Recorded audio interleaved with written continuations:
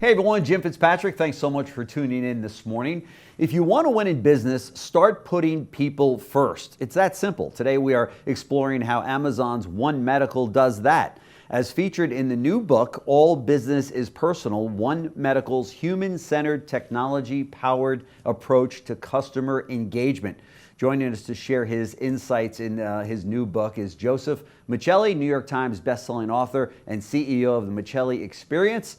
Welcome, Joseph, and congratulations on this incredible new book. I know it will be another bestseller for you. You're sitting in front of all of the other bestsellers that you have written, and you're an incredible author. I know this is going to be flying off the shelves. In fact, for those of you that want to get your copy, we've made a link right below the interview that you're watching right now to do just that. So it'll take you right over to Amazon to get your copy, which I highly recommend you do. If you are in business, this is a book that is a must-read for you. So welcome into the show, Joseph.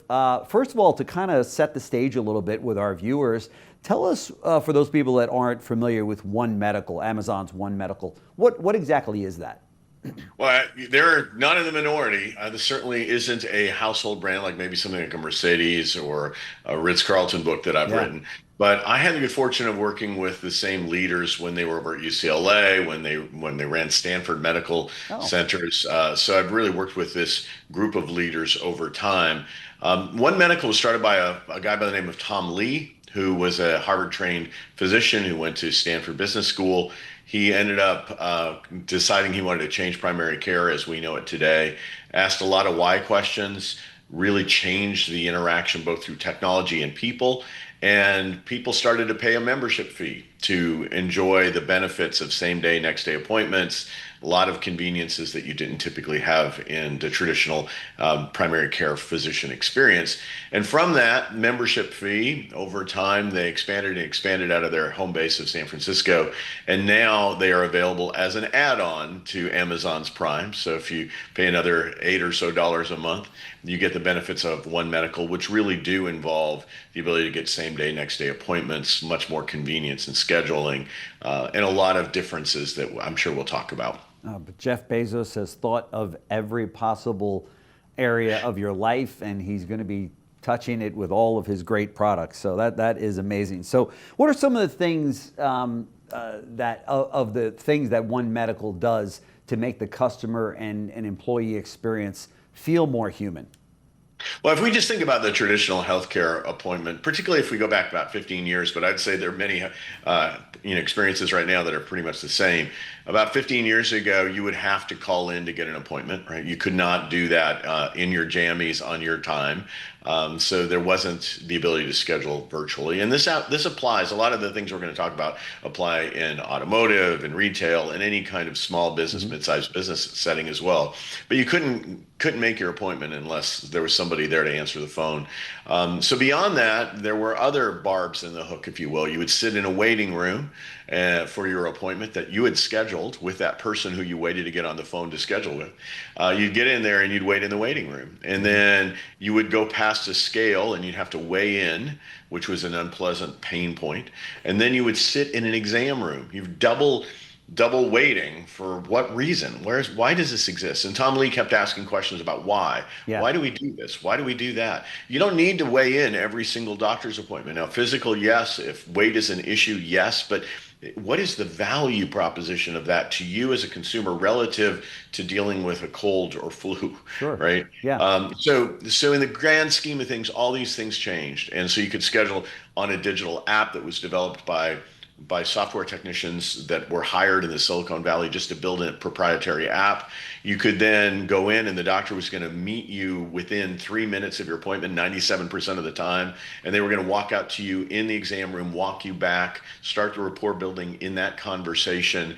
As you're in the room, you've got a scheduled amount of time. They're using AI to capture the interaction so that you don't have the doctor just looking at their computer screen or writing notes. They're really looking at you and engaging you with the fullness of their humanity.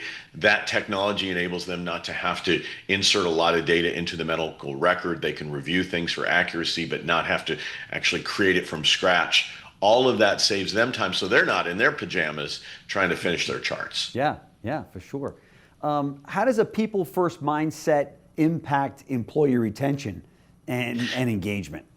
Yeah, I think we can get very technology first. And right now, if you look at what we have in our country, we see a lot of places where you cannot find an 800 number on a website. It's all just been gone, and Oh we've my got God. chatbots So frustrating. interacting with us left and Yeah. right. And Right. while there's a place for chatbots, and I want to have convenience, and if I can get my question answered, then all the better to work around my convenience. But if it's not a very sophisticated answer, and if I get stuck and I want to opt human, I better be able to have humans who can do it. Yeah. What that does, I think, is use technology to enhance the human condition, both for your employees and for those you serve.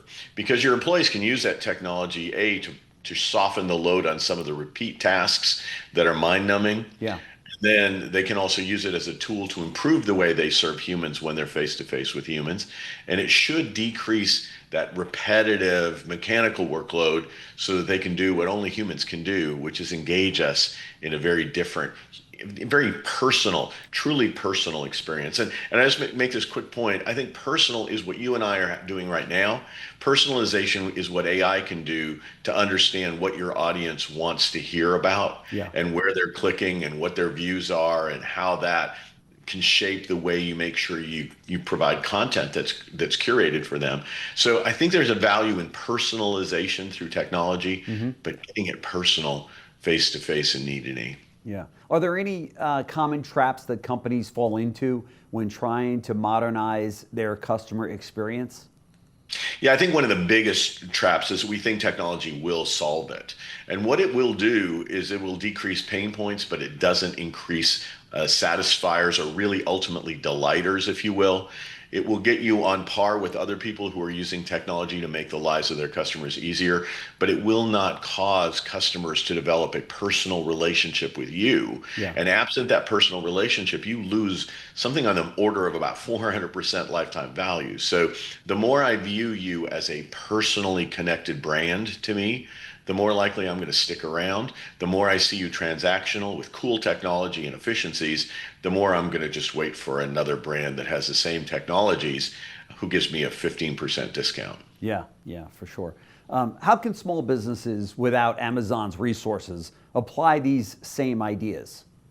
I think you want to look at the entire experience of your customers. You want to know the 3 or 4 customer segments that really pay the payroll for you. You want to understand the high value moments in their journey. You want to give them technology where you can.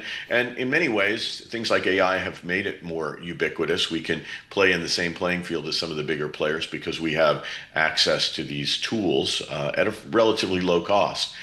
So we want to deploy those wherever it's important in the journey, but we also want to leverage our uniqueness, which a small business is normally a more personal relationship. Sure. But I can tell you, I have small businesses who just don't get it. I mean, literally, a dry cleaner who's just transacting dry cleaning, and they're not making it special from their little piece of the world, right? Yeah. They're not teaching their people how they want them to love on their customers. And by love, I'm using Peter Senge's definition, which is to care about the growth and development of the Right. people you serve. Right. So they're just So, not teaching them. Like when people step foot in this place, this is your opportunity to create an experience on top of the great dry cleaning. that's right. That's right. And people remember that. I mean, they remember that far beyond the prices that you charge, right? Or the turnaround time. It's that personal interaction that they have where they feel like their business is appreciated from that from that human running the business, right? And the team. I was in New York last week. I went to a steakhouse not far from in the theater district. And at the end, the manager came by and said, I'd just like to give you a glass of port, right? Just a small sip of port. And I immediately raved about it in social media, and here it's probably, very cheap port, probably maybe a $2 Sure, item, but it sure. was symbolically more than I expected. I Yep. felt slightly overvalued. And whenever we create that in customers, they tend to want to stay in relationship with That's us. right. That's right. And they feel like they now have a friend in whether it be the restaurant or the dry cleaning business or the auto dealership, whatever the case might be. Now they feel like they've got a true friend and a relationship happening there, right? Rather than just a sterile customer and company relationship. Absolutely, and it doesn't have to be the $2 port, right? It sometimes is simply opening the door for somebody Yeah. and thanking them on the way out. Yep. It's knowing is asking them questions about their vacation because you've taken the time to listen and remember who they are as a valued customer. AI can know everything about your purchase intent, so they could know whether or not I like port or not. But I've not yet had AI actually deliver a port to my house. That's exactly right. However, leave it to Amazon and they're going to figure out a way to do just that. It could. So, it could. Joseph Michelli, CEO of Michelli Experience, customer experience expert, New York Times best-selling author. His latest book is All Business is Personal, One Medical's Human-Centered Technology-Powered Approach to Customer Engagement. I'm telling you, folks, this is a book that you do not want to be without. And as I said on the opening of the show, we're going to make it real easy for you. Now you're just one click away from getting your copy, and I want you to do just that. In fact, I'd love to hear back from you as to what you think about the book. And I don't think I'm steering you wrong here. So, Joseph, thank you so much for joining us on the show once again. Very much appreciated. Congratulations on the incredible book, and I'd love to do a follow-up with you because I know there's a lot more in the book that we could cover. Jim, thanks for your personal support throughout the years. Absolutely. Thanks so much.